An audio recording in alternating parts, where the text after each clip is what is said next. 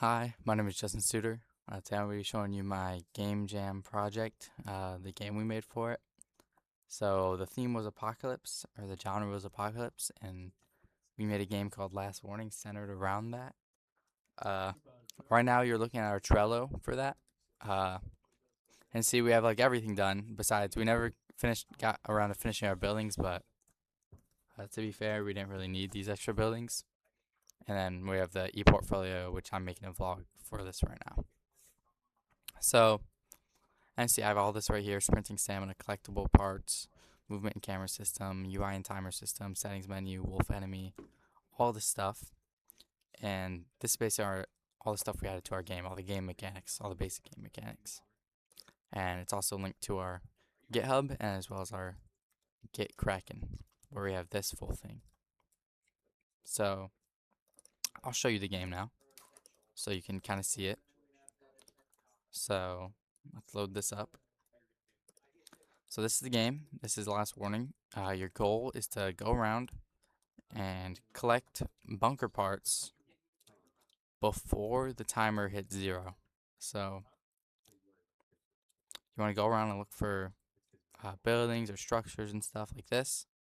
And you see there's a wolf right here that's trying to attack me, so you have to fight it and kill it, or beat it or whatever. With the combat system we added, and you go in here and you grab the part, and now you have 1 out of 5 parts. And now you have to do that until you get to uh, 5 parts, and then the bunker will open, and you can go in the bunker and win the game. And that's our basically win lose mechanic. You can lose, oh, like right there. As you can see, I was killed by a wolf, and I lost. And then I just restart right here.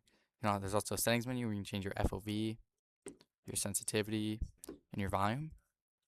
But yeah, I'll show you what happens when you win too. But I don't want to go grab all the parts, so I'm just gonna open up the scene.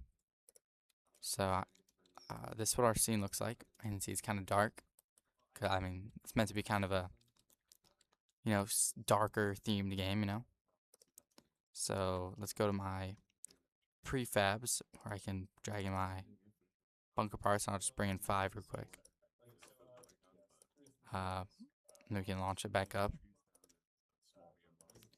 So as you can see, we're launched back up, and now we can go grab all these parts. You see, you get 4 out of 5, 5 out of 5, and boom. Then the bunker, it plays a little cutscene of the bunker door opening, and you can just run in. And yeah, play again. We never really got around to making the main menu, but either of these, they'll just restart the game, and you can replay or whatever. So that's basically the game. And see, it has all this stuff that we added. UI and timer system, which is basically just, this, that, all this stuff.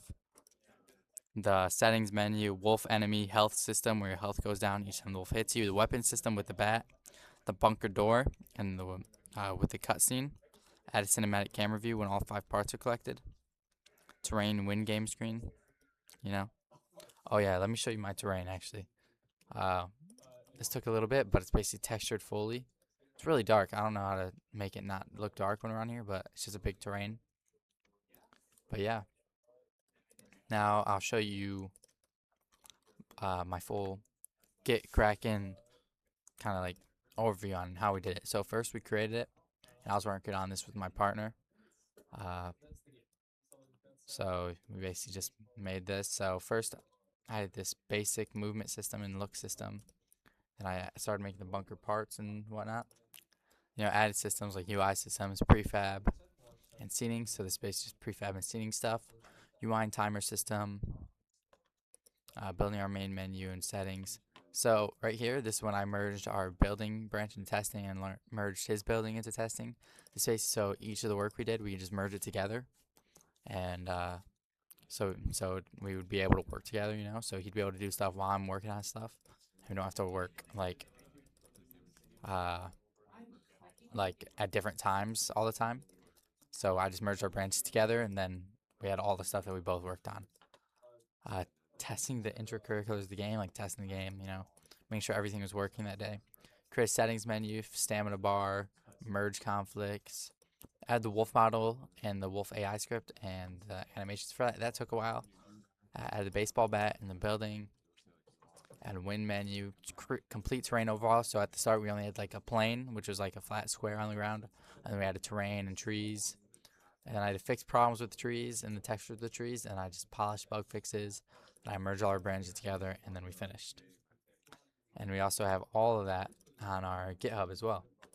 So yeah, scripting and stamina. I'll kind of show you my stamina script and whatnot. So if I head over here. So I did most of the scripting, and Lincoln, my teammate, he did most of the modeling and whatnot. So now I'll go to scripts, and I'll go to, I believe it should be in player controller. But yeah, I can show you kind of our stuff. I can see we have all these movement settings right here, and the move speed, the mouse sensitivity, sprint speed, current stamina, you know.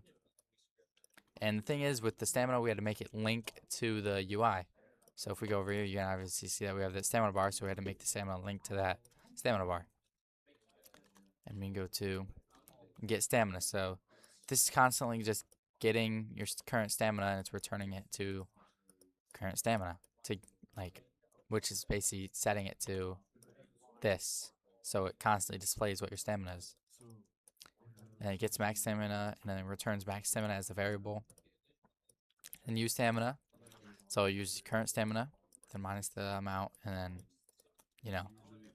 So that's basically just our stamina system, and it's linked up through our UI manager, or our UI manager. So yeah, and then we have a timer manager for our timer, a bunker door for our bunker door cutscene, and like the lights and whatnot. So we have all this stuff. And yeah, we have a lot of stuff. We have a lot of scripts. Scripts for the collectibles. So when you enter the collision zone, it'll trigger the collectible to be collected. We have the game manager for like the player one and whatnot, collecting parts, starting, or this is just the starts function, but you know, when it starts, it'll find the UI manager and find the game over manager. Game over manager, which handles losing the game. Then we have our melee weapon system. So this is for the bat, where we just animate swing. So this basically just turning the bat like to a 45-degree angle, or whatever we set it to. The player controller, where we're handling stamina, like the damage that you take, the running, the walking, everything. Rotate objects. This just makes the bunker parts spin. Settings manager. This is just the settings, which manages the settings when you press escape, and you can change your FOV, so you saved FOV. Just make sure it stays the same for when you leave and reopen it. Settings menu controller. This is kind of like just checking if it's open. Or no, this will check is open equals false, so it closes it. And this allows you to toggle and stuff. Timer manager, UI manager, win manager, Wolf AI. This is kind of the most work, the Wolf AI, since it was kind of hard to get to work. But we did it. And that's basically most of our code for that. And now let me check if there's anything else I can really show. So yeah, we have our settings manager, or settings canvas, sorry. Wait, I can kind of just do it like this, I believe. I'll turn off my win canvas. I'll kind of show you.